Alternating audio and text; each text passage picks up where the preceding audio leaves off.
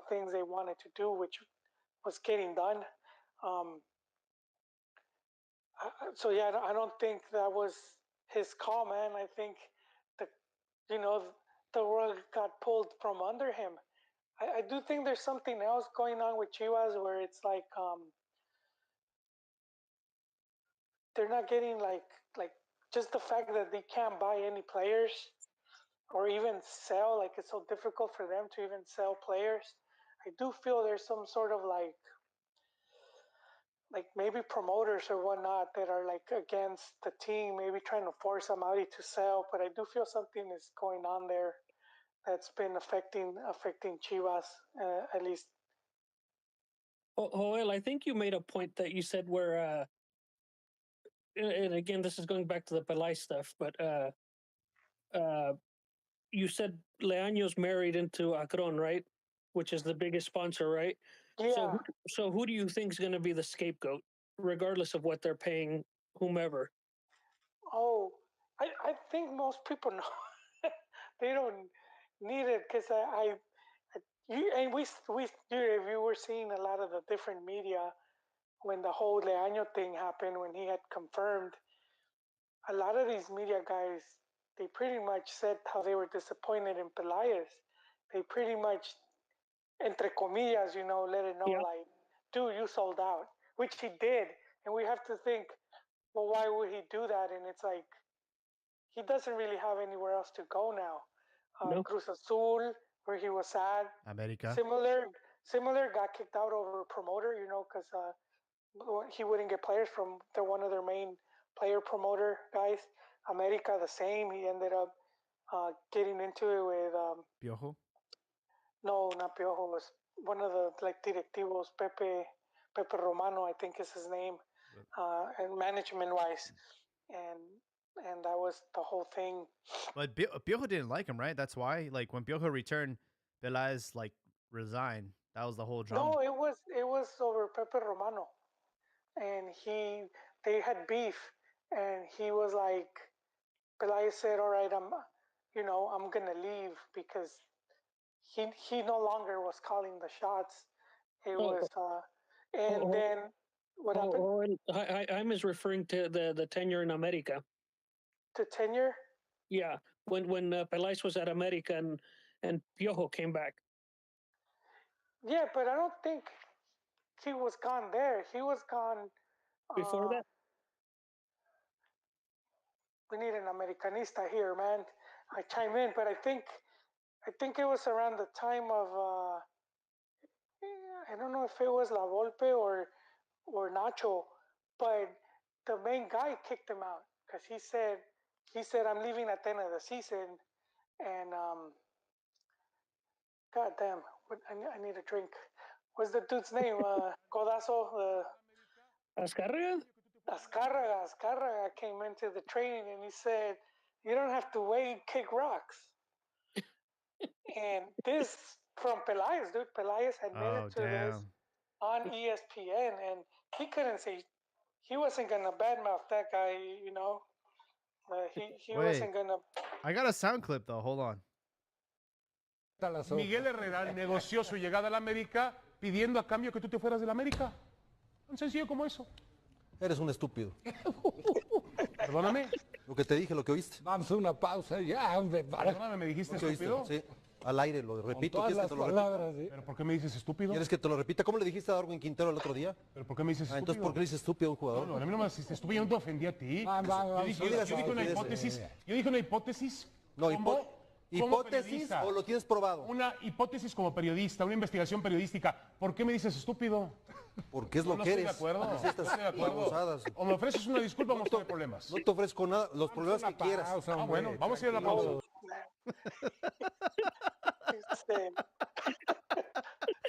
Ricardo Peláez, ladies and gentlemen. Hey, I better not hear Joel respond to you that way, Jaime. Those are fighting words. He does say how he that dude told him to leave. Azcárraga tells him to leave, and so he packs his bags and he leaves. but yeah, we're looking at where else would he go, and unless he wants to coach a really small team, and sometimes small teams they don't really pay for that. So you're looking at all the big teams in Mexico or the big money teams. Monterrey has their own thing going on. Tigres as well, new management. Cruz Azul, but Pachuca, everybody. There's no coming back from this. Pachuca's always been the one dude. Yeah. No, I'm saying that they wouldn't get Pelais. Yeah, they wouldn't because that guy's always been at the forefront. So he's not going to hire someone to tell him to run the club for him. He's always been doing it. The only possibility that comes to my mind is Toluca with Ambriz teaming them up, but other than that, I can't. Right. Other than that, I can't think of another club. Yeah, so I mean, there's nowhere for him to go. So I mean, if you're Pelaez and Amari's like, just take this hit and that's because I mean, why else would he stay? He stayed there long enough. He's basically just paying to stay at home. So you're saying Pelais would hold his wife's hand while Amaury had his liberties? Not his wife. He's getting paid to film it. He's a camera guy. Oh boy. No, I do. I think this has been my frustration for years watching all these projects that get started with not just clubs but also the selección, where they start this ambitious project and results. It usually takes a while. I remember an interview with I think it's Leo Benhacker. He was talking about Ajax and he was talking about how long it would take them, kind of like a turnover from youth to the first team to see results. And he said something about 4 years, and it's like we're never gonna see that in the Liga MX. It's pretty rare. We did see it with the 06 team. If you keep in mind how long some of those guys had been at the club, that ended up being in 06, and yeah, a lot of them had been there for like almost 10 years, because they had been there since they were like 15. That's the team with Salcido and Venado Medina and Hector Reynoso, Ramon Morales. Yeah, but Morales wasn't from the Canterano. I mean, just Massa, all the Canteranos they were part of that, and all of them had been there for years. And yeah, that was one of the few times, and it ended up sort of by luck because they almost didn't get a chance. It took Westerhoff coming into the team so that they could finally all get opportunities. So to what extent is the association with PSV? Do you think? Nothing, dude. A pat in the back, maybe. It's like we're gonna hashtag each other on Instagram. And then we're gonna take Alexis. We'll give each other likes. Dude, I just don't see it. We've talked about it here about how in the past because when Chivas sold Chicharo, they supposedly signed something similar with Manchester United, and they talked about sending over there like coaches and stuff like that. But a lot of times, a lot of that doesn't work out. Right. No, again, I was curious about if what the hell there was with that because of Pelais as well. Because again, I'm still thinking he's the scapegoat to all of this stuff. He will be. I think he knows. But I mean, if he's gonna be getting wages for another 6 months, I'm like, all right, whatever. He only talked once, right? Since Leaño came in, he only gave that one speech a few days ago where he didn't really say anything. He basically said, he said, we'll talk about results at the end of the season. That's basically what he said. Yes, I do think Leaño would resign. I don't think they would fire him. I think he would just resign. I don't know what he's gonna do after that. That would be kind of weird, Is he gonna go back to leading Chivas youth system? Is he Is he gonna leave? I do think he should leave. I mean, he'll probably try this coup again. So I don't know, man. That's for Amadi to figure out what to do, man. But he will have to, boot him. I don't know if this is the right time to say this, but there is a rumor that Chivas are after Henry Martin. Henry Martin. Why? Who else? Who else? There's no one, dude. When you mentioned his name, you could hear a pin drop. They're hoping he's the next. We needed him like 4 years ago, and it was at Tijuana, not now. No. Yeah, no, I think we're screwed. I think if we're talking about a rumor, Henry Martin, that we're pretty much done with Chiva talk at this point. Yeah. there's like a host of other clubs here. This is the perfect time to say hello to Yums.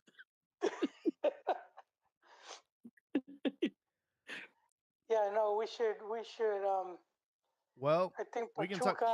Yeah, I was gonna ask you guys, what's this rumor about Mexico, or specifically Grupo Pachuca, returning to Copa Libertadores? No, I don't think there's been a push. I mean, Conbol has always wanted Mexico to be in their tournament. I don't think they ever kicked them out. And we started off the show talking about how, some of these talking points, we end up believing them. It's been CONCACAF that just hasn't allowed Mexico to compete in those tournaments. And FMF, Liga MX, they need permission from CONCACAF in order to compete. And they've been trying to boost their own tournaments here, be it League of Nations or Gold Cup, and their own club tournaments. And that's kind of what's been preventing Mex from playing over there. So they did invite them. I guess that's a way to crack open the door again. But I mean, it all falls under CONCACAF, and are they willing to allow Mexico to do that? Yeah, the president of Comebol, Alejandro Dominguez, and basically welcomed them with their arms wide open, Jesus Martinez and Grupo Pachuca. So, obviously the media ran with it and started saying, "Oh, we're gonna return to Copa Libertadores." But realistically, how do you think that could happen anytime soon? Yeah, there is that possibility. And I would say that his name came back to me, Andres Fassi. That's the guy. He's one of the guys running the show over there, and he's always had his hands in South American football. He had Grupo Pachuca at one point. They own a team in Chile and in Argentina. I think they eventually sold it back, but I do think he knows that being in that tournament, and Grupo Pachuca is that's one of their biggest business, if not their biggest business, selling players. So yeah, if you have the next Chucky, he'll cost more money if he's scoring goals, in the Libertadores, and not just at at Tijuana or over here in I don't know where, somewhere in CONCACAF. But yeah, it just gives more validity, and I do think he probably was like, you know what, if you guys don't want none of this, I'll go myself,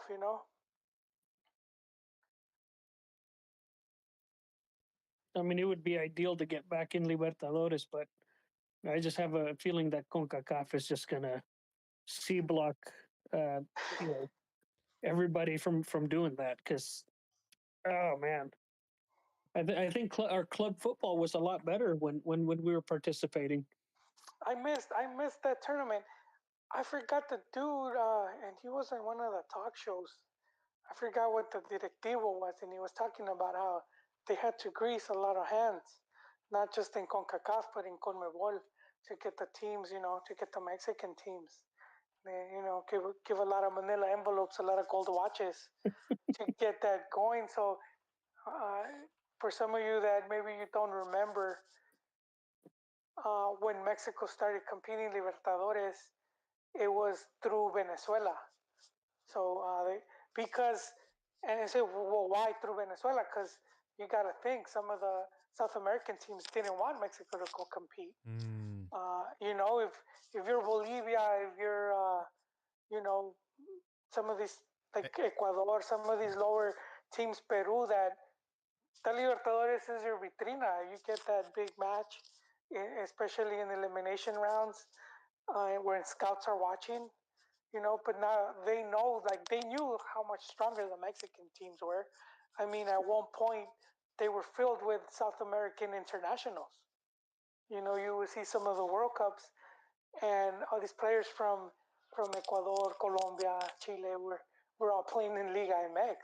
So these guys knew what's up, and they're like, yeah, we don't need these dudes coming in here and and taking this um, taking the spotlight away, and which eventually did happen.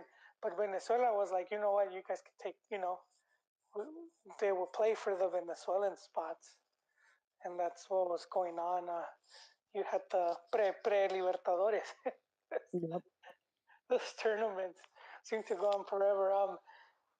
And then to eventually, they started seeing all the money coming in from the U.S. because now they're showing Libertadores in when the U.S. through Fox Sports and whatnot, and so there's now more money, more viewers, more sponsors, and at that point was like, all right, let them in, like everyone's gonna make more money. I would love to see the return of Interliga, to see Mexican teams qualify for Libertadores. Why not just through the table? Well, because we still have our own Champions League. Because So if you're Chivas fans, you would want like that. yeah, Because like right, top four go to CONCACAF. right. Because they still want to have our 5-8. our champion and our runner up go to the Conca Champions League. Yeah, And but it's like 4 teams, so it would be like 1-4, and then 5-8 go how did we to. used to do it? Because I feel like we competed in both Libertadores and Conca Champions back in the day. Yeah, but they changed their mind, dude. They were like, hey, yeah, some of the teams they'd have to play all these games. Ron's not here. He would talk about that 1 week when America had to play like 10 games or something like that. Yeah, it was disgustante, but yeah, man. Hopefully they work something out. I think if enough Liga MX teams want that, I think they would make it happen. And I think if they're serious about selling players, they would want that as well. Fun fact, Chivas won the 2009 Interliga against Pachuca, and the player with the most goals in Interliga is Reynaldo Navia with 9, tied with Chava Cabañas. Yeah. Pretty interesting. Yeah. That's a blast from the past. Yeah, number 2 is Bruno Marioni. Number 3 is Cuauhtémoc Blanco. Those are the top 3 goal scorers in Interliga history.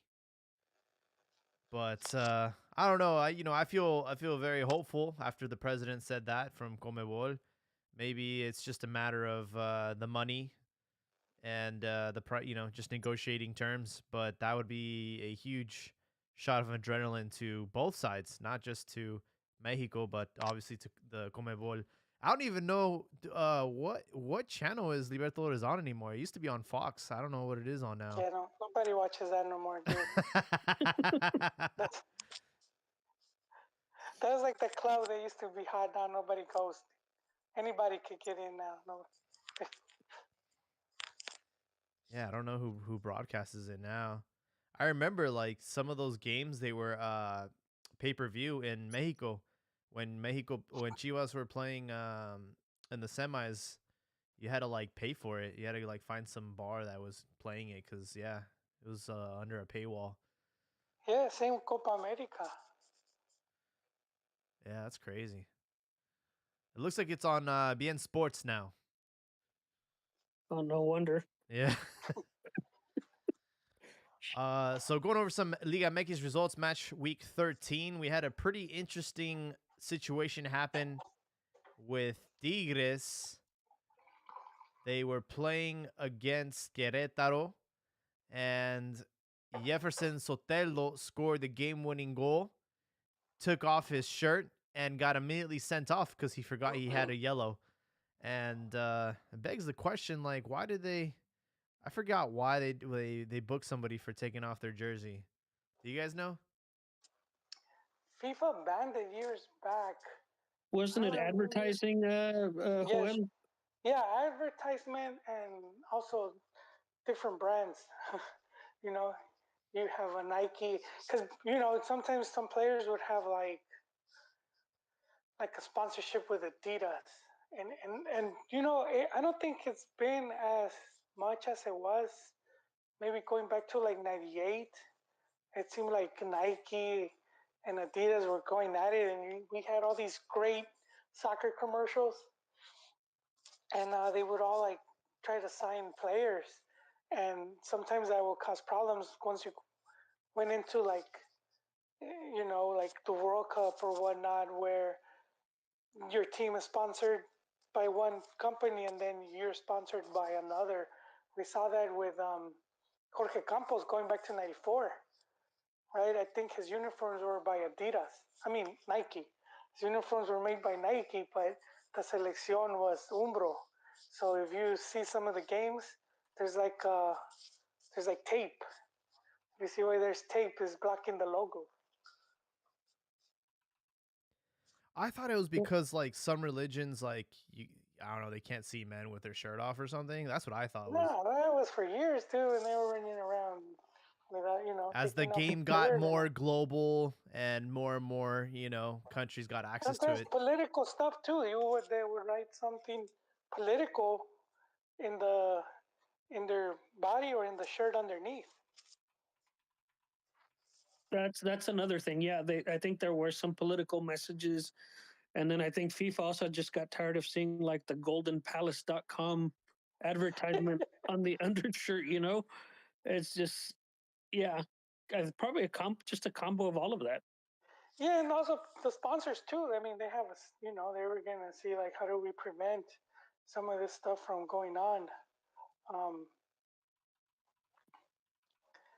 and that's kind of how they went at it. They just started prohibiting it. I'm like Googling it to see what the official thing. You're not going to find the not seeing man nipple on there. I think it says time wasting propaganda, putting a message on there that, might be political or whatever. Mhm. And then club sponsors don't like it. Yeah. So You have to Google it. no, I'm just like I wanted to know know like the official like FIFA no respect. handbook. No respect, I tell you. I know like don't respond to him like Pelais did to Faitelson. I want to make that a soundbite. Hey man, eres un estúpido. We gotta. I have a picture of Campos, and he's wearing one of his multicolored kits, and he has like a tape on the shirt that says "Our Sport," and you could tell it's like taped with marker, and it's covering with should be the Nike because he was sponsored by Nike for years. Even his gloves would say Nike. I was gonna bring up the fact that in the Olympics, Michael Jordan refused to like show the Reebok logo. So when they got the gold medal, he put the American flag over the Reebok logo because he was that dedicated to Nike. Yeah. We have a question in the YouTube chat. Shout out to Sergio Lozano. Also, an apology to Ricardo last week. I totally forgot to check the YouTube chat, and he was blowing it up. But Man, we kept inviting him to the spaces. yeah, we did. So he could do it live, and he's been dodging us. So Sergio Lozano says, do you think Chivas will bench Vega next season if he does not extend his contract with them? We're seeing it with Gudiño. Yes, catching heat. No, they that's the one player you don't want to. They don't really have players right now. They just can't afford to do that. Right now, it's just, we're talking about a World Cup year. That could be their biggest name if it's not already. Macias, if he would have stayed, he would have listened to Buse. I think he would have been better off. And they just got rid of Antuna, who could very well go to the World Cup. That's the one thing where it's like, I don't know, man. My hermanos weren't thinking, and I'm like, you want as many players as possible from your team at the World Cup, because Chivas hasn't had that. I can't remember, what was it? Maybe 06 was the last time. No, they were still at Chivas. 2010. Sorry. Who? That went to the World Cup? They were still playing at Chivas. Dude, it was Venado, Bolfo. There was like 6 of them, bro. Michel. And I'm a bust Google on you now. No, dude, it was like 6 of them. Yeah, because it was. I know, but I can't. It was Bolfo, Michel, the goalkeeper. It was Venado. Sure, Bolfo was not. He was in Jaguares. Chicharo. Chicharo was already gone. They had already sold him. But he was still technically Chivas. Who else? There was 2 more. There was 6. It was a total of 5 or 6 of them, bro. What, Massa was still there? Salcido? No, they were gone, dude. Those guys were gone. Those guys were in Europe at that time. Hey, man, what are you drinking, dude? I got some salted caramel whiskey, man. That's... Oh, that sounds good, actually. That does sound good, actually. If I end up becoming Jaime's neighbor down the road, he'll just have to do the pod from my place, and we'll have a little bit of that. Oh, that'd be sick. It's been a while. Have you guys ever done like an actual podcast where everyone's in the same room? No. Oh wow, we've been remote before COVID. That's just how forward thinking we are here at the Cantina MX. Here it is, like Jaime. Massa Rodriguez, he was at PSV. Carlos Salcido was at PSV Eindhoven. And then Magallón. We had. That's right. Chicharrito was at Veracruz. Goddamn. Yeah, dude. 1, 2, 3, 4, 5. Chicharo was at Chivas. Chicharo, but he had already been sold. Bro, he was a product of Chivas, technically still with Chivas. But yeah, I'm talking about at the club, dude. He was still at the club. Adolfo and Medina. I told you. Michel went to the World Cup. Yeah, bro. He was actually, in my opinion, the best goalkeeper in form at the time until they did that stupid training camp for 2 months and they pulled everybody from Liga MX. That was the dumbest thing they could have ever done. But they always kind of done that, though.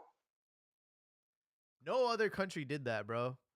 No, it's been done before. I know. It was just like they took all these players that were in form, playing week in and week out against competition, and then they put them in a freaking training camp, and they were losing their freaking marbles. And I don't know if they did it for 70 or 86, but it's been done before. Argentina did the same. I know La Volpe was one proponent for that. You know, you can it's been done before. You can overtrain. That's what happens to boxers. You know, they train too much, and then by the time they get to the fight, they're already they're already done, bro. True. It's a thing. But in my defense, Jaime, some of these guys weren't really. I don't know if Magallón even got any playing time. Michel was just warming the bench.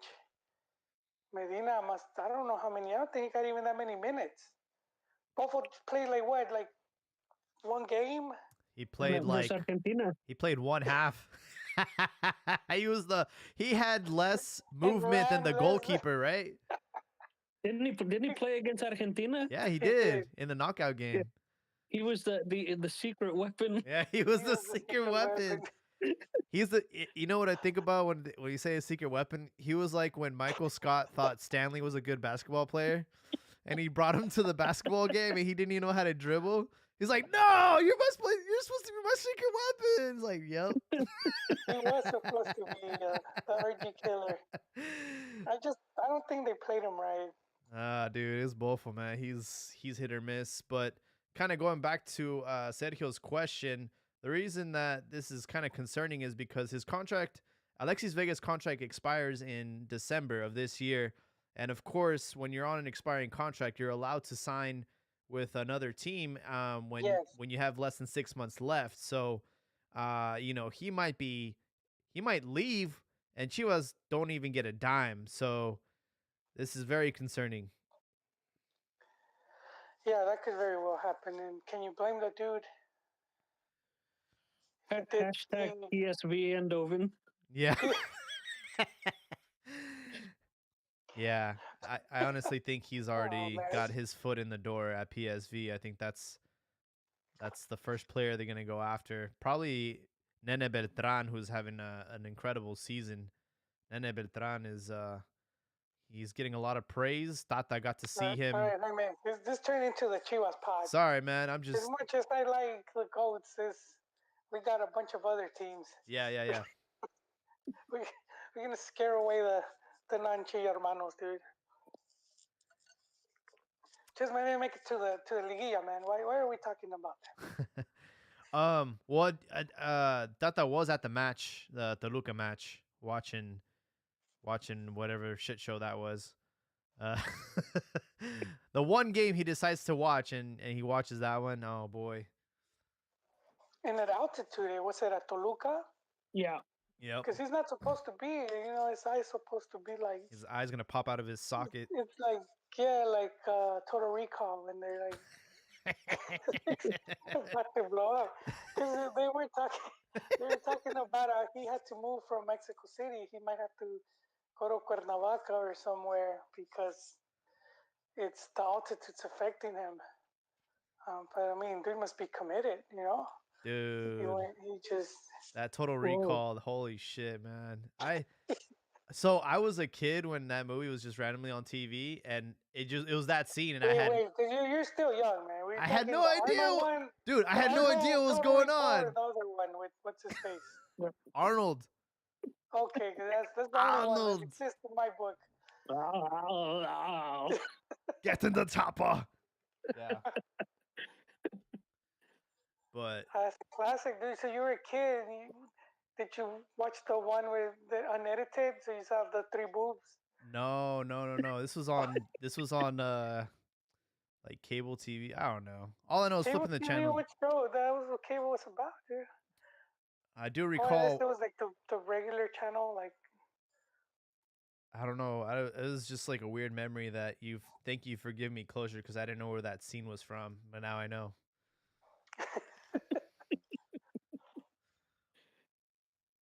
Yeah, but big shout out to Sergio Lozano for that question. Feel free to keep them coming. Whoever's on Twitter Spaces with us, feel free to request to speak, and we can hear what you have to say. What other news around the league? We have a player that is got a Chilean background, Galdames, and he keeps getting death threats. You guys have any thoughts about that? Wasn't he capped recently? He was on the last Austin. I think in Austin he was capped. Yeah. He was capped, but he didn't get any playing time. He didn't play at all. Yeah, his dad's Chilean. I don't know if his mom is Mexican or he was just born in Mexico. But I know that his brothers play on the Chilean national team. He's the only one who's playing for the Mexican national team. That's right. Of course, one of the things I had read is that's one of the reasons they're calling him a traitor and in Chile, the death threats are in Chile. Yeah. I thought they were like in San Luis or something. No, it's in Chile. Yeah. No, we're off the hook on this one, man. Damn, Chileans. You'd think they wouldn't care that much. I don't know. Well, I think it's just because of the history. Like, I think maybe his dad was like a legend or something. I don't know, but It's like if Hugo Sanchez's kid played for, I don't know, United Oh States or no, something. that's not. That's not good. His kid, I think, committed suicide. Yeah. Yeah, Jaime, you're opening some dark pages there, man. I mean, it's kind of a hard reputation to live up to, and I'm sure his dad was not. I mean, knowing how Hugo Sanchez is, shit, I kill myself too, man. Too much pressure. Yeah. Well, Nah, you I'm can't kidding. even I'm kidding. chilena. You can't even do that cascarita, and you can't even. I just It is tough. imagine I being his mean, son, bro. Fuck, dude. That the expectations, like the whose kid is it? Is it Messi's kid or is it Agüero's kid? Where like his grandpa is Maradona and his godfather is Messi. Yeah, I think that's Agüero's kid, bro. No fucking pressure, man. no pressure. I was watching an interview a long time ago with Gabriel Batistuta, and back when we had Fox Sport Argentina, which is Fox Sport America, but other programming was from TYC Sports, Torneos y Competencias from Argentina, and the host asks him, because I think he has two sons. He asks him, are you think your kids are gonna make it pro? And then he just shakes his head and he said, they're not hungry. And I was like, damn, that's, he's like, they never got hungry. And, they don't, and that's kind of what it was for him. And a lot of these players, like Brazilians and whatnot, what's their motivation? And it's not just to succeed, is to help out their family, even extended family. And I was like, damn. And there is some truth to that, where because you kind of have everything, you could lack motivation. There's always exceptions, which would be ironically named Kaká. I think he was very exceptional player, and he came from money. JJ Mack, you could say the same, but I mean it's sort of an exception. Usually it's kids coming in from poor areas. I know I saw a clip of Romeo Beckham, Beckham's kid, and he had a hat trick of assists. So they're trying to gas him up and make him sound like he's gonna. How old is that dude? Romeo, I don't know. I think he's maybe like. He has like an older kid that just got married. I don't even know what that guy does. I think he's like very young. Yeah, he's 19. Oh, that's not young. Well, unless Yeah. you're in, I thought he was unless you're 14. I don't Mexican. know why I thought he was 14. No, he's 19 now. He's playing Send him for to Mex. You'll have like 5 more years as a youth. he's playing for Inter Miami 2, which is His dad owns a team, so yeah. which is if He's I'm not playing for mistaken, it's two. like the 4th division. I forget. That doesn't look good, man. I'm sorry. 3rd division, sorry. MLS 19, he should already be in the first team. Oh yeah, I mean Beckham was like he scored that goal from halfway when he was like, how old was he? He was super young. I think he was 18. Damn. Well, that's when all a lot of the top players by 18 they're already playing first in Yeah. the first team.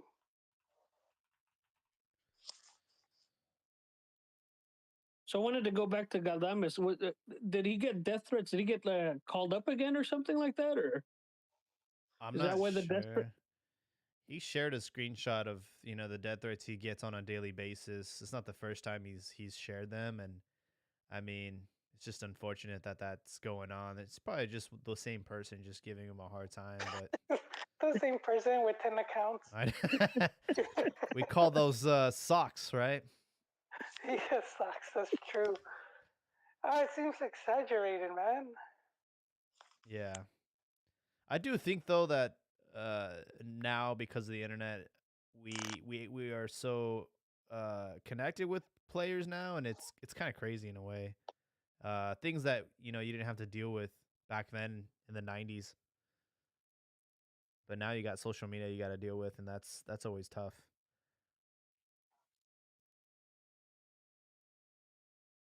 Is indeed. Let's look at some of the other results this weekend.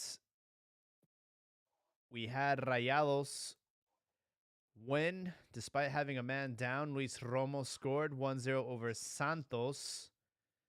And the post Aguirre era is looking better with Vucetic under the helm. He's Wait, just we have to sort of mention that really quick.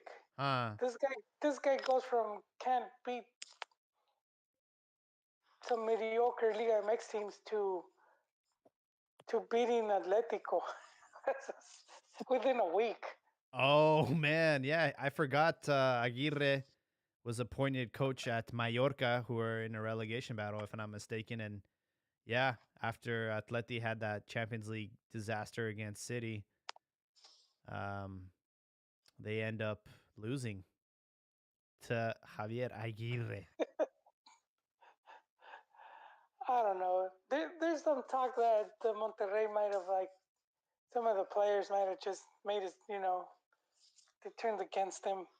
Kind of hard to believe, but who knows what happened there. And it's crazy this guy jumped back so quick. He's already coaching in Spain. You're just not going to see it with any other coach in Liga MX. You're not going to see that. So it's crazy, man. And I thought he would have been one of the candidates, but I don't think he is anymore, to take over the national team if Tata were to not, make it. Which they kind of left us hanging there, right? I was expecting FMF to, not that they had to, but then you kind of had Piojo already signed nominating up. himself. Don't forget Hugo. Hugo immediately Oh, raises that's him. right. Hugo did that too. Yeah, so you had a portion of the media like already booting this guy and assigning other players. And I was expecting FMF to, like, Yon De Luis or someone from there just come up and give this, give him the vote of confidence. And then that never happened.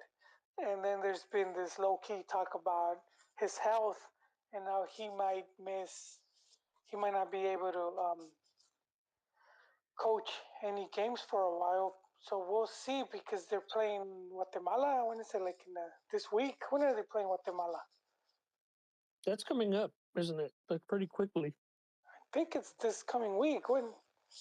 Wait, who's playing Guatemala? Jamie. There's a press conference tomorrow, I believe, for FMF. They're gonna talk about their Mole tour. It's not until the 27th. There you go. They have secured friendlies against Uruguay. Good friendly that. Some teams from Africa. Where is it? I'll find it right now. But yeah, they did secure. Here we go. It is Nigeria, Ecuador, Paraguay, and Uruguay. I think tomorrow they're gonna mention the venues, but aren't they playing Guatemala? Yeah, on April 27th. Yeah. 27. Yeah, see, Jaime. Is that the one? Codazo knows. And then I want to see that, because that's Tena, dude. Oh, well, Ben is just going to allow us to just go off, He's not going to allow shit, dude. Come on. If you're not from Tena, I'm taking under 23. We'll see. We'll see what happens. But, I'm not really looking forward to these friendlies. Good. I think that. Do you know where that game is at? I actually had that up too for a little bit. Let me look that up again. All right, thank you, sir. It says. Oh, it doesn't say. It's Camping World Stadium. Where's that? Where the hell is that? Orlando, Florida. Oh, Florida. Camping World Stadium. That's a weird name. What a freaking sponsor, man. It's not as bad as Dick's. Dick's Sporting Goods Arena. What? Whose idea was that, man? That is terrible. No, but yeah. So it sounds like Mexico might not even have any remaining matches in El Azteca because all the games are going to be in the United States. No, they're gonna do. They always do the Despedida. farewell. Yeah, they do the. They do at least one. They're gonna have at least one. And I feel like they shouldn't, dude. No, I don't because know all what's the the stake. Must be Televisa swinging their dick around and making them play it there, because they should have left that stadium long ago. I don't know, man. I mean, there's not too many windows for FIFA friendlies between now and then. Oh, they're gonna play one, dude. They're not going to the World Cup without playing one in Mexico, so it's guaranteed. We'll see. I mean, they'll play Chivas or America, but they're playing the game, dude. I don't know, man. We have the Nations League this summer. Are they playing that with U23s, man? I honestly, I would. You know, I would 'cause not. Yeah. that's what they. But you know what? You sort of want to, and then you don't. Wait, it doesn't matter anymore. They should, because I was thinking about the seed being seeded, but then they are going to be seeded because they're going to be one of the hosts. right. No, So, I'd prefer they play with U23s. I really don't care about that tournament, man. We have what, 2 Gold Cups, a Nations League. I mean, it's stupid. Yeah, they do need to send the youth. Yeah. Do they even have a coach? The coach is at Necaxa now. Lozano? Yeah, I don't know. Who's Maybe It's Michele gonna be- Leaño can do it. get to Hugo, dude. It's probably Tata also for that one, but no, this would be kind of one of those things that we talked about before, and that was the why not work with a Mexican league based team. Yeah, and that would be the 23. If you had an under 23 team, that would pretty much, unless you kept that Flores kid, but that pretty much would be 80-90% Mexican, team. Yeah, because I don't think that's going to be fecha FIFA for those, is it? I don't know. There's a lot going on this summer. I will tell you guys, the Champions League returns tomorrow. Cruz Azul lost to Pumas 2-1. They were able to salvage a very important goal late in the match. And they do play the return leg tomorrow at 7 p.m. And Seattle Sounders on the other side has a 3-1 advantage over New York City. So what do you guys got? Cruz Azul in the final, Pumas in the final, or what do you guys got? What is it, 2-1 lead for Pumas right now? Yeah. Just one goal. I could see Cruz Azul getting there. And I do think if you're Cruz Azul, you want to get into a club's World Cup. Yeah, I think agreed. I think they're capable of doing it as well, and it would be good to have them representing in that Club World Cup as well. Should be a good one. I feel like Pumas are really putting all their eggs in this basket though, because they're not doing so well in the league. They're in 10th position, and they did look good in that game. They look really good. So we'll see what happens. I wish Chiquis was here and see what his take is. And on the other side of things, Seattle will probably get past New York City, but we'll see what happens tomorrow. Do you guys feel that regardless of who comes out of that Cruz Azul Pumas game, do you think Mexico will hoist the trophy for another season, or is this the? I think Cruz Azul would be favorites, and I think if Pumas were to advance, they would be the easier team for an MLS side to beat.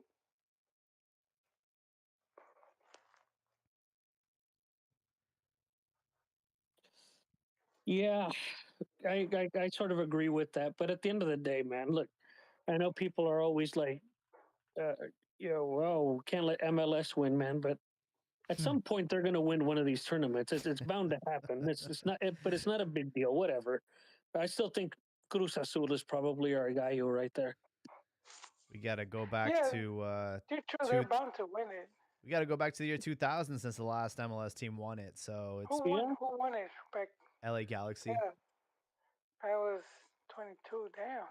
Yeah. Old enough to drink.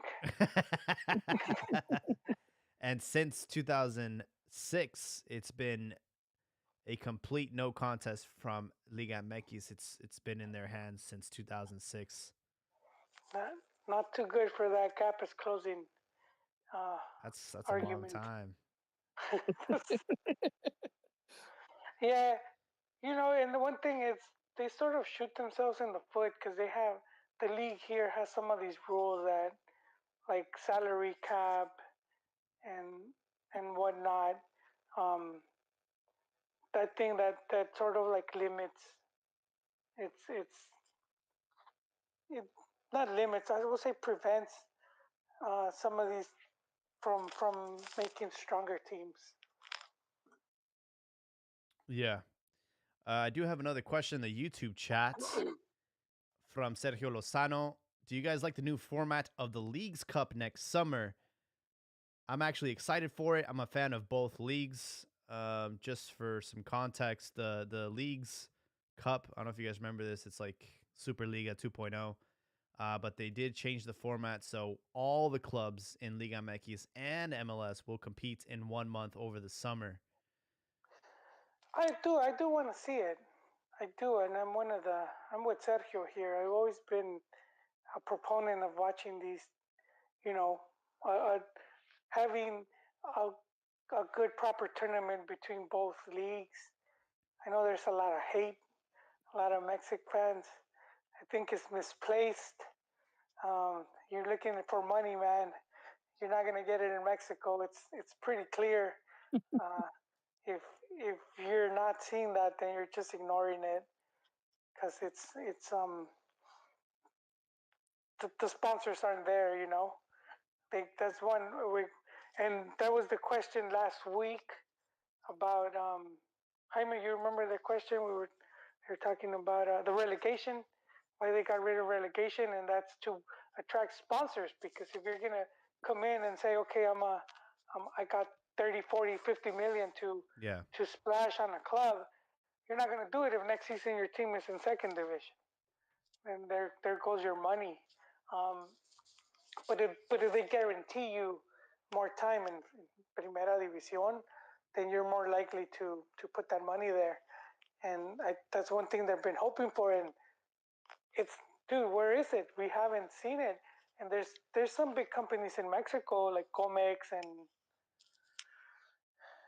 Marinela, I'm guessing. I don't know. There's a few. There's a few there, and they're just staying away. They just who when we look at, like, okay, who's buying into the clubs, and then we have a couple celebrities going into Necaxa, right?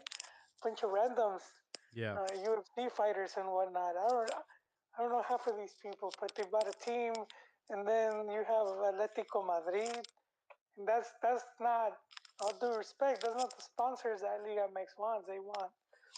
They want some, like a big company that's gonna come in and put a lot of money. So that's, if you have a tournament between Liga MX and MLS, and it becomes a big draw, then that's money for everyone. That helps everyone. More money means clubs, clubs can afford better players. It's a win-win situation. That's the sport. It's business first, sports second. If there's, why are these teams in Europe so big now? Because these big, like, companies came in and they bought them out. If you look at EPL, half of those teams are not even owned by English. They don't even have English owners. They're owned by American owners. They're owned by Saudi, whatever they're from. You look at even La Liga, their big sponsors like Barcelona is Qatar. Even even Real Madrid benefiting from oil money. So across the board, you see, what was it? AC Milan selling a good Like share half. to some Chinese investor, Yeah. and that's like in Europe. So we see like, well, these clubs spending all these millions and millions. And I wouldn't like it to be like that because I think you lose your identity at that point. But I mean, if we were to get a solid TV contract, then yeah, why not? And Yeah. I'm all for that. But I don't know, man. My Mexi brothers and sisters, they're just Well, they're beating that down like a piñata, man. They're just hating on that whole thing. They just want it to fail. It hasn't even been hoisted.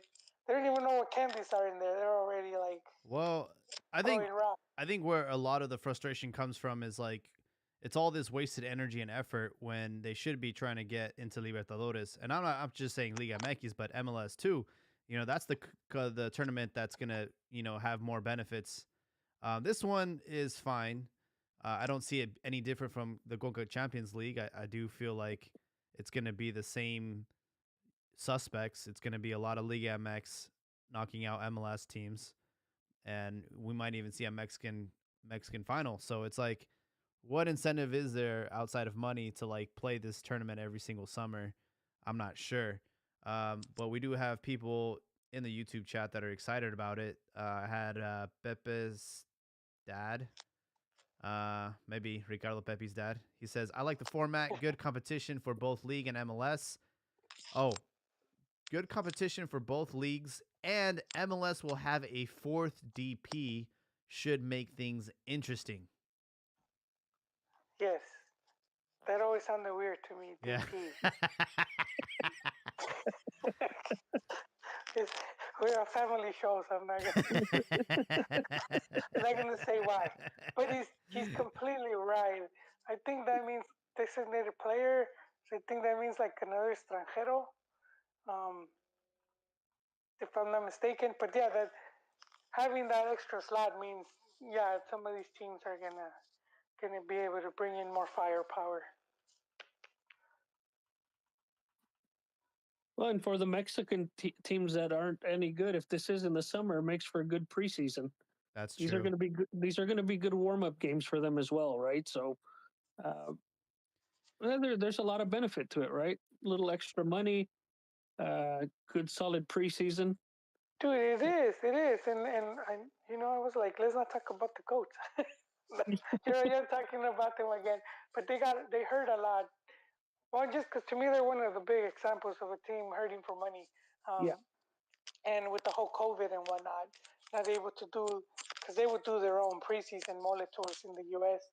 Not being able to do that, you have to imagine how much it hurt. It's been hurting that club. Not to do that.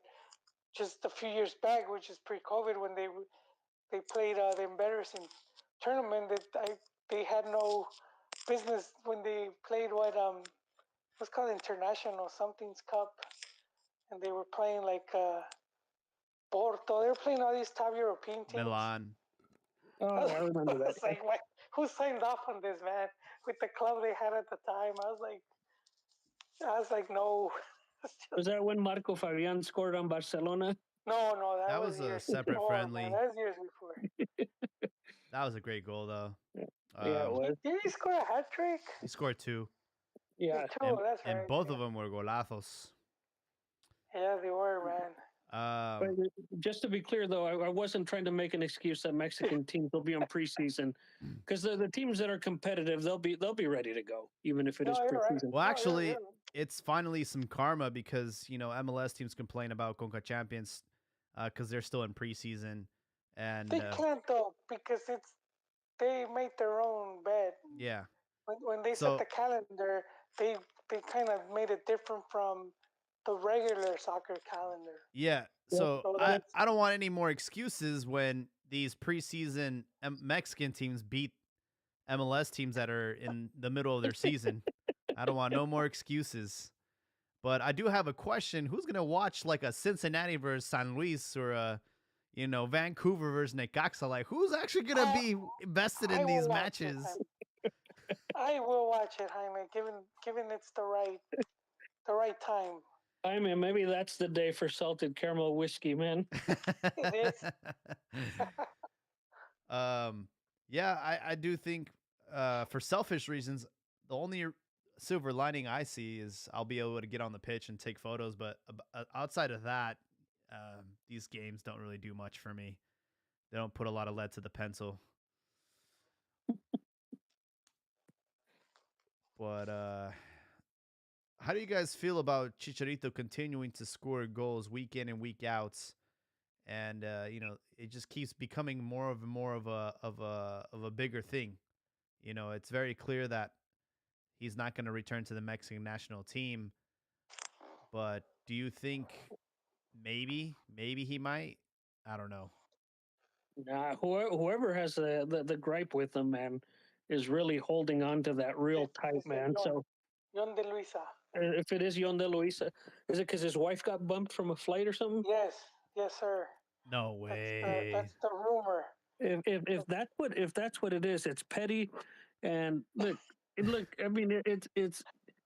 But she's got money, man. She can find another first class flight somewhere else. So, but no, it's one of those things where Mexico has no pólvora right now, right? And they really should be taking a look at anybody who's scoring right now. Well, it was a combination, so it's not just that. So what's been talked about was one, he organized like a coup during the 2018 World Cup, and I believe it was right after the Germany win, and he was trying to get the players to like boycott their next game if FMF didn't renegotiate the player like the image rights.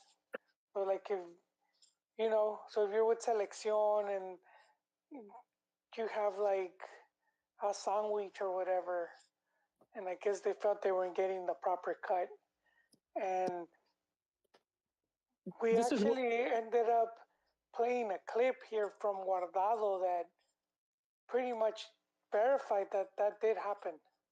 Yeah, it made it sound like they wanted to do the same things but in a different manner, right? Yeah, he said Chicharo was more aggressive about it, and so then the talk was that right after that, like eventually they worked it out, but then after that, once Tata took over, they said Chicharo was involved in some of these parties with you know chicas de la vida alegre, and it was like more than one incident.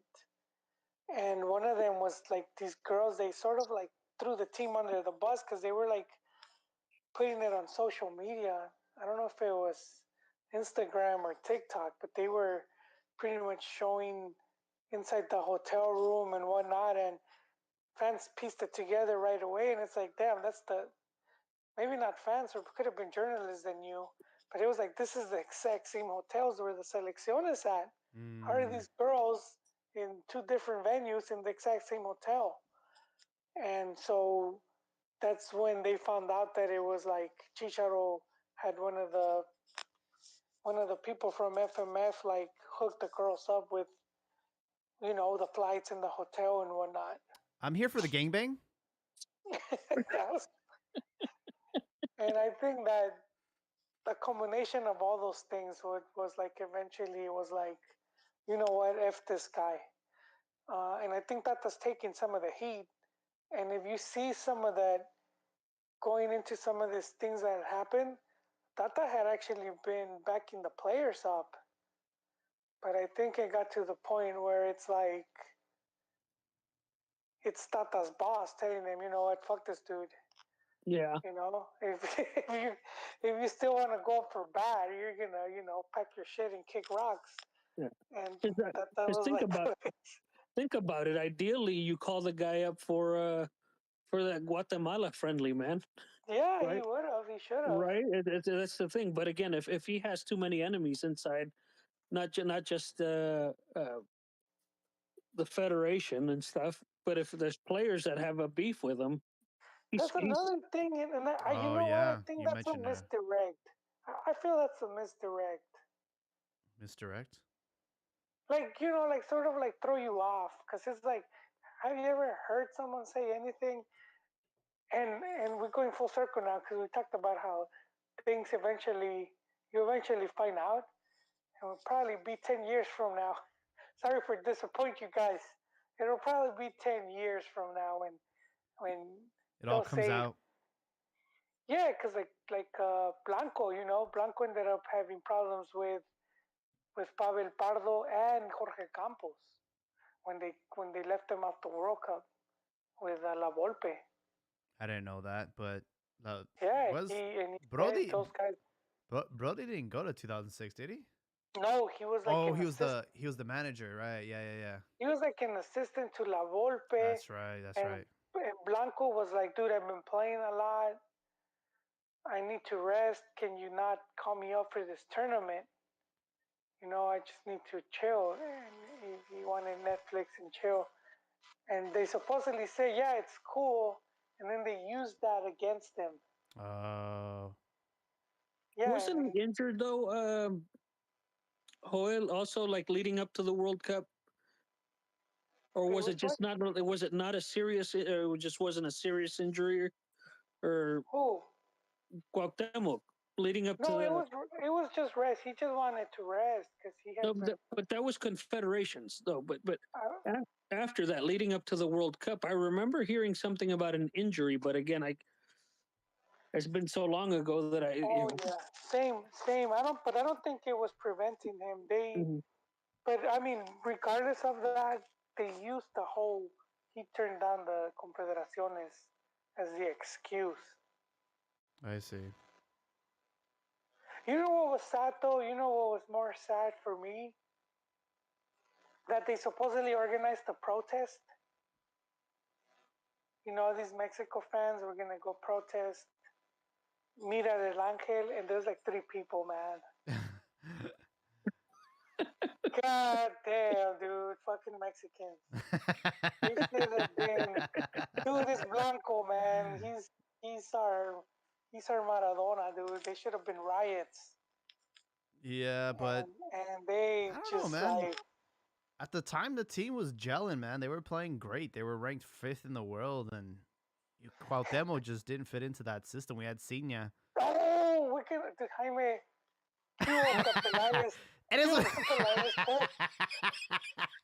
What the hell, dude? Jaime's reading the bullet points. The You were not allowed to badmouth. Dude, I'm a Chiva fan, but I must say you're not allowed to badmouth Cuauhtemoc, dude. You look at Mexico's greatest results ever, dude. He's in the forefront. I'm not doubting like that he could have helped out the team. I'm just saying he could be in his deathbed. He still had to go, man. Throw him in there. Oh man, yeah. I don't know. Dude, he came back. Dude, he came back he saved Mexico's ass after that World Cup. Yeah. He's No, already for like sure. 40, He's dude, and certified legend for sure. Yeah. I think back even to the was it the final game against El Salvador? He had 2 assists and a goal in yeah, that game. he's like 45, dude. Yeah, dude looked like he was like it hurt him to run, man, and he was still owning. He could have been playing Sunday Pub League, and he would have still came to Selección and helped. Yeah. No, he was robbed, dude. He had problems with La Volpe going back to when La Volpe was at America. Yeah. And that little patita de perro. Yeah. That was afterwards. When he was coaching Atlas. Yeah, Atlas? Yeah. And he does a celebration, which was yeah, epic, dude. So, I mean, they had problems for years. And I do think he eventually, I do think that was one of his flaws because I actually have come to really like La Volpe. But when I look back, even he admits it, man. If you see some of he came out in some Argentine show. Did you guys see it? No. Like a talk show, like a soccer talk show. And he was even talking about Boca. Oh man, he put the hurt on Rogeri. Rogeri was trying to talk shit. He Oh, pulled him nasty, dude. But it was like a panel, dude. It's really good, man. I think I If you, recall seeing something, but I missed it. If you yeah, see that on YouTube, send it over, man. yeah. I will. It's really good, dude. And I've seen clips. I want to see it from beginning to end. And if you're listening to this, I'm sorry I can't remember. I'll say it next show, but it's worth listening to because he talks about he went to Boca Juniors. You know, that's the especially if you're Argentino and to coach Boca as one of the big. That's basically almost coaching the national team. You know, Boca or River, and he came very close to winning the league title. They were like 1 point away, and then he. What was it, the last two games they kind of blew it or something like that? Yeah, they did, man. It's kind of sad, but he talks about all of that stuff. But dude, this dude is, and he's gone before where they'll grill him, but he just gives a master class, dude. When he talks about tactics and everything, Mm-hmm. and dude, it's YouTube. You go to YouTube, you read the comments. Even the Argentines there are saying like, "Damn, this dude, we we misjudged this guy." Like they're even admitting how much this guy knows about tactics, and he's very knowledgeable. But I do think what hurt him was his personality, and he admits a bit to that in that show. Um, and I do think that hurt him, where he was like, it will get the best out of him. Maybe he had like anger issues. You will hear some of that uh, through the years. If you ever followed him, he would have like gripes, or he would just get really mad. Yeah. Really quickly, because we're simultaneously broadcasting on a lot of platforms. We're on YouTube chats. We're also on Twitter Spaces. So feel free to request to speak if you have something on your mind regarding what happened last weekend or anything that's Liga MX related. I just want to throw that out there because we have a lot of listeners tonight. As far as Chicharito goes, it's not just like the president that doesn't vibe with him. You know, I've heard this time and time again after his stint with Real Madrid that he's not like a locker room favorite. He's had issues at Bayern Leverkusen. The players sort of turned on him because he thought he was like the superstar and he was kind of cocky and annoying. And I'm hearing the same thing at LA Galaxy, that he sort of alienates himself from the rest of the team because he thinks he's the shit. So I can see him being like annoying and an asshole. Damn. I can see it. I can see it happening. His Twitch playing Call of Duty. I mean, he was a deadbeat dad and he cheated on his wife and his ex-girlfriend too, the one that was in the hospital. I mean, you know, he's not like a good guy. No, he's not. I was making me hate him now. I'm trying not to, because I forgot some of this stuff.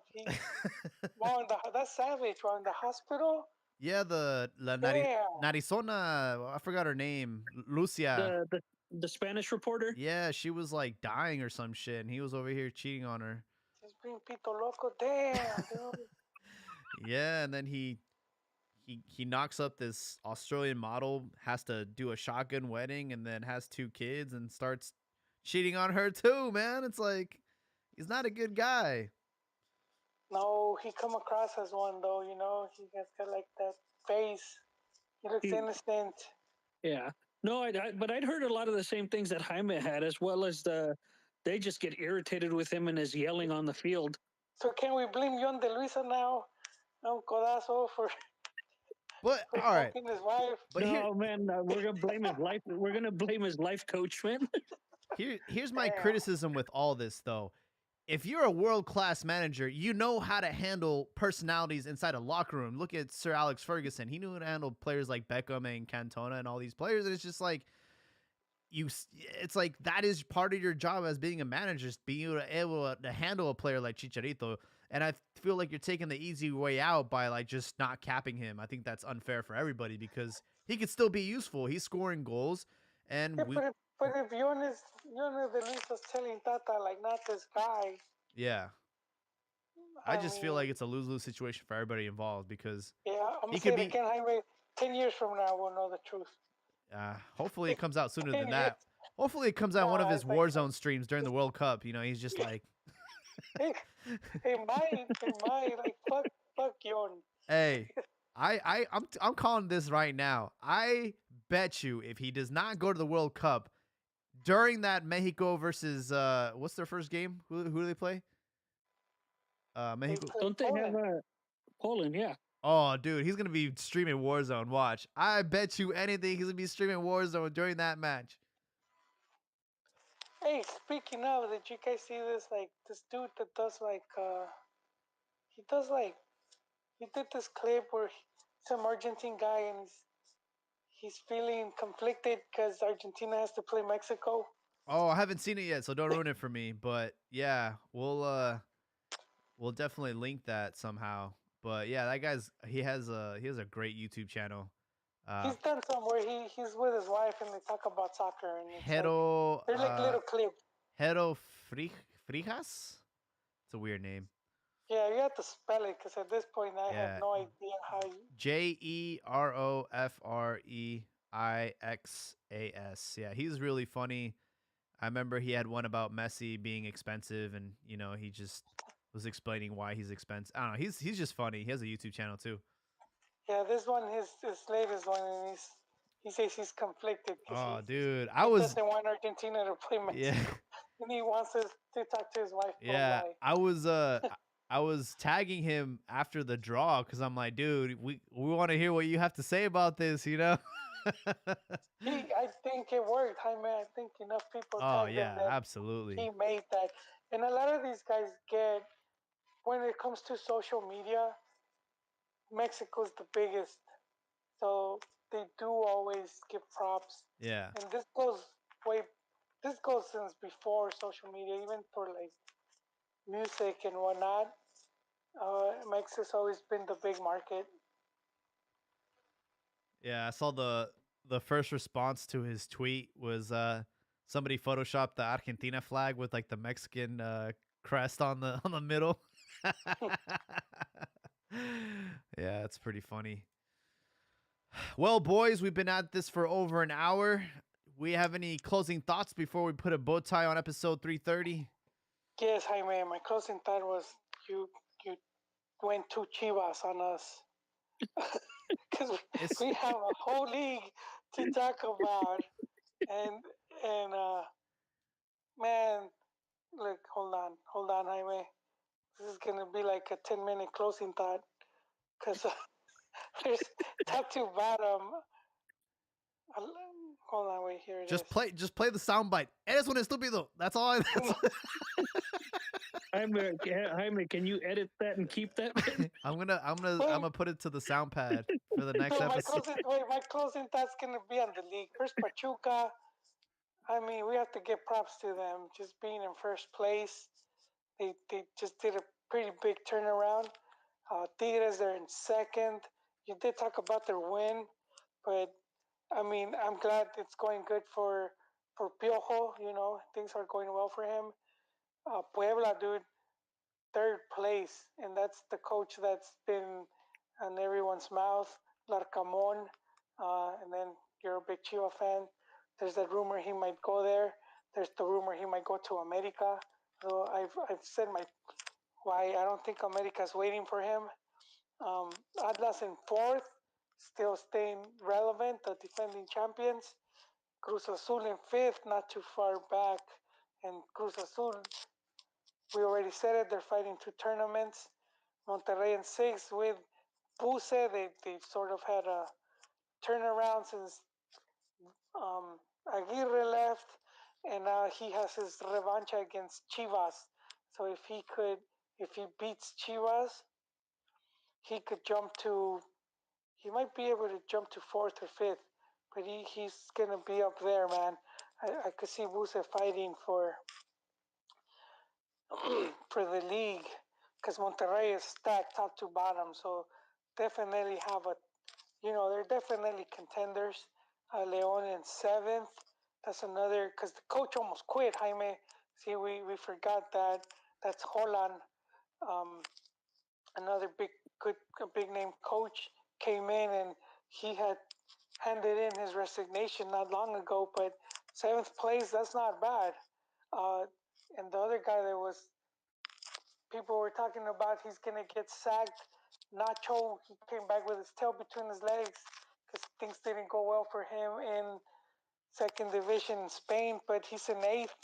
That's not that bad for Toluca, man. I think if he gets him into Liguilla, that's a good start. San Luis, dude, nine. Was we expecting San Luis to be a ninth? Gentlemen, yes, no. I No, wasn't. No, God, no. absolutely not. Yeah, so I mean, something's going on there. Pumas is in 10th. They sort of started hot, then they went cold. Then two tournaments, so who knows? But we have to give credit to their coach, Liliani, not just their coach, but their directiva, because they're doing it like they're doing some Moneyball shit, you know? If you guys, I recommend that movie if you guys haven't seen it, Moneyball. It's a really good movie. Um, I, but th- I Pumas, think I think Jaime and I are both Ace fans, so Oh we've seen man, it. you know it. You don't even have to see the movie. no, it's painful right now. Yeah, don't bring that up. And Jaime, they just traded Frankie Montes a little while ago. Oh my God, those don't even But, tell me, dude. but you guys did see that movie? Oh, Oh of yeah, course. Yeah, there's Oh, also such a a great great book. movie, dude. Oh, it's a book, man. I'm gonna have to see it now. I have to read it now. But the movie, I like when they first they're cutting into the coaches, not the coaches, the scouts. Oh yeah, the list. So the camera's kind of going in, Yeah. and the scouts are. And the first guy he's saying, "I like a player with a little hair in his ass." I was like, "Damn!" I was like, "What's going on in there?" But it's such a great movie, and I think that the whole Moneyball and everything that they did, the way they changed the way they scout players. I think that happens in Liga MX too. Uh, you'll see some similarities if you guys see that movie. I do recommend it. I don't even like baseball, dude. I love that movie. I've seen it like 3 times now. So that's where we're in 10th, America in 11th. They sort of jumped up, man, and it's like their fans are having fun because they're saying America and their worst are not doing better than Chivas. Damn, damn, that kind of stinks. Um, but and I said I think they would have done this with Solari, but whatever. I do think they have a good chance of going into Liguilla. Tijuana in 12, Santos they sort of dropped. They're in 13, Chivas 14, and if they lose to Monterrey, I think they're gonna be having a scrap for their last matches. It's gonna be a bloodbath for them. I think every game's gonna be a final for them, which could be good. You know, I hope it lights a fire in the ass of some of these players. Necaxa 15th. I don't really have anything to say about them. Nor Querétaro 16th. Mazatlan 17th. And for last place, I do. That's Juarez. That's my boy Tuca. And Jaime, you said they were going to sack him. Tuca has that record, that Guinness record. It should be a Guinness record for Liga MX. He's the one coach that's never been fired. He's left clubs, but he's left them at the end of the season. But in his whole career, which is like over 20 years, he's never been fired. He's never been told to kick rocks. Well, there's a first for everything. Well, Jaime, we talked about this. The president of one of the, I don't know if president or one of the main. No, I know. They're homies. Yeah, it was a guy from Tigres that took him there, and I don't think he would have taken him without guarantees, man. I bet he has a contract where it's like, if you sack him, it's like it's gonna hurt your asshole, man. You're gonna pay up the ass to sack him. So I think they're like, all right, we'll let you finish the season. I do think at this point he would probably, dude, and this would suck because Tuca's such a great, he's such a good coach, and He to was. see him end his career, oh, I don't think he was. I still think he is, man. I still think he is. 5 straight losses, these man. old guys, dude, it's like you see some of these old guys like Tuca and what's this other guy we were just talking about, La Volpe, dude. It's like the Irishman with all the old actors. You know, say they stuck now. Come on, Jaime. They still have their swan song. But it would be kind of sad if he left football, through Juarez. I did think, back when he won the league with Tigres, I did think like, dude, if you hung your boots now, you would be remembered at this high point. And I think he stayed too long. I think he should have retired after he took Tigres to the final against Bayern Munich. Yeah, well, that's true. That was then. Yeah, you're right. Yeah, that would have been leave on a high. I'm gonna quote Batman. How's that? Codazo, you remember that Batman quote from The Dark Knight? What is it? Something about live to see yourself as the villain or something like that. Yeah, man. Yeah, there you go. He stayed long enough to be the villain, and that's kind of where Tuca is at now, man. He overstayed. He could have left at the. You're right, Jaime. He would have. That would have been perfect. Yeah. And they almost won that match, by the way. Yeah, it was a tight one. I remember. Into the sunset. I remember because I mentioned on an earlier podcast that like Bayern Munich have like an all or nothing series on Prime, and they showed that match and how they were all getting really pissed off that Tigres was actually like giving them a problem. So yeah, they got the respect. We got respect. So let's see what's going on. I'm closing thoughts. I am looking forward. I just kind of a bit curious to see what Tena's doing with Wate. Wate's doing this. Dude, they've been recruiting from Mex, man. They got a couple coaches there. I know Cardoso's one of them. Is he really? Yeah, there's a few, dude. There's like 4 or 5. They were coaching. I remember hearing somebody else aside from Cardoso going over there, and I just can't remember who. Yeah, no, there's a few. There's a few, man. I'm pretty sure they're gonna get brought up during the broadcast. But I am curious, and I want to see what this guy's doing. I have faith in him. I do want to see, man, and I've said it here. I would like to get to the World Cup and see more than one Mexican coach coaching at the World Cup. We all have dreams, but don't let your dreams become memes. Oh, I snap. Just like Michel Leaño saying that he was going to win everything in Mexico, go to Europe, win everything there, and then come back and win a World Cup with Mexico. Those are very lofty dreams. Yeah, if he wants to inspire the team, he needs to recreate those photos that they found of him. Oh, man. God. Oh, those are great. Wait, look, they're not expecting Teno to win anything. Just get there. Just get there. Once you just got there, that's it, dude. He's guaranteed fame, dude. First ever World Cup for Guatemala, and he'll have a statue over there in Municipal. I don't even think Pescarito Ruiz has a statue, bro. No, but he would, dude. First, they've never been to a World Cup. Yeah. Not this one. After Qatar, the U.S. It should be the first. It should be the first for. It's gonna be the first for one team. That's for sure. We'll see. We'll see if he lasts that long. It's true. It's true. There's always the carousel coaching and also the musical coaching chairs, but yeah. What about you, Colasso? You have any closing thoughts? Nah, nothing, man. I've had some good laughs and in specific that damn clip, man. You're still Elias. I'm stuck on that one, man. That got me, man. But no, man. Gonna throw hands. But no, man. Thanks for having me on again, and looking forward to doing it again. Oh yes.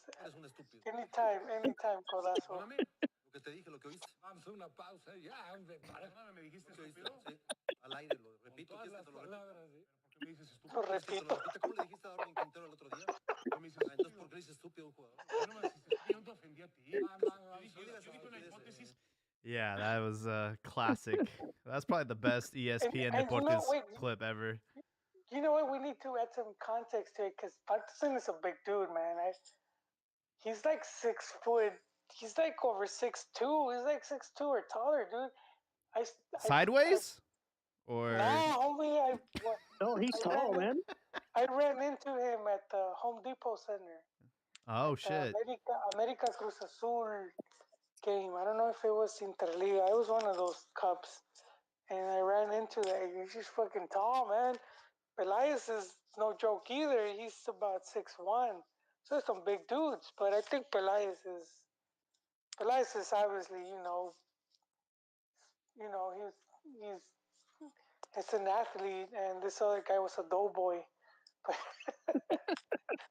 It's Uh crazy. he's It'll be Israeli. I didn't know that. Hmm? He's Israeli. he is. Faitelson? Yeah. Yeah, he's Jewish, man. He's Oh not yeah, you didn't know. No, I knew he's that. not even Mexican. No, he was his family, right? He was born in Mexico, no? He's Yeah. a Mexican citizen, but he's Israeli. I did not know that. Oh, there's a lot, Jaime. There's oh man, Damn. Yeah. Born in Yeah, Israel. no, That's crazy. if him and Pelais got into it, man, it'd be another meme like Cuauhtemoc's putazo que they gave him, man. oh dude, they would. yeah, I think eventually they'll crossroads again. But for everyone listening tonight, we appreciate the support. We'll have to schedule another Twitter Spaces and have the listeners hop on and speak their minds. And also thank you for those on the YouTube chat today. It was very lively. Sergio Lozano and Pepe's Daron. But we'll catch you guys in the next episode. In the meantime, make sure to follow us on Twitter and have a good night.